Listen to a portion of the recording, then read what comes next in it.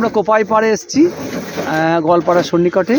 এখানে গুড় তৈরি হচ্ছে, অসাধারণ গুড় তৈরি হচ্ছে। আমরা এখান থেকে গুড় আগেও নিয়ে গেছি, খাজুরের গুড়।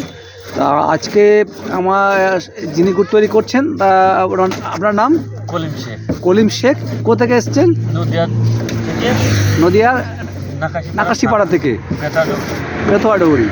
তা এই যে গুড় তৈরি করছেন, এটা আপনারা এটাকে কত বছর ধরে করছেন আপনি এখানে আসছেন? এখানে 4 বছর হয়েছে। 4 বছর আসছে। এর আগে কোথায় করতেন?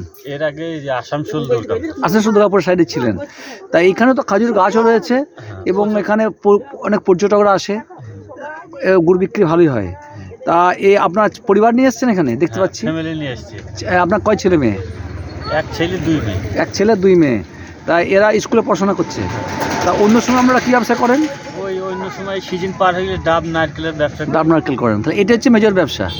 বাহ, তাহলে এইটা করে আপনাদের চলে যায় মোটামুটি, খুব ভালো। এবং এরা স্কুলে আবার ফিরে গিয়ে স্কুল করে। আবার আপনারা কদিন থাকবেন এখানে? আর 1 মাস মতন। 1 মাস থাকবেন, আবার অন্য ব্যবসা করবেন, আবার পরে আসবেন নিশ্চয়। বাহ, ঠিক আছে। এবার দেখায় তো, তোমার নাম কি বলো?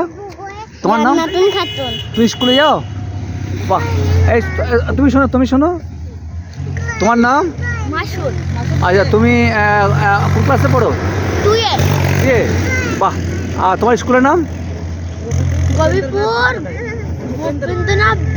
আচ্ছা, এবার তোমার নাম জিজ্ঞেস করি। কবিতা বলো, একটা কবিতা বলো।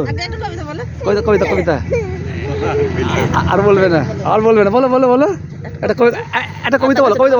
আরেকটা বলো।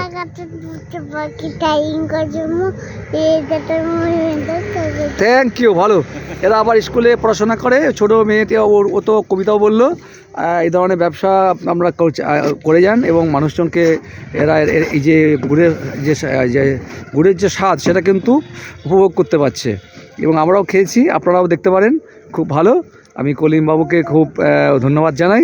আবারও দেখা হবে। ঠিক আছে, ভালো থাকবেন। ঠিক আছে।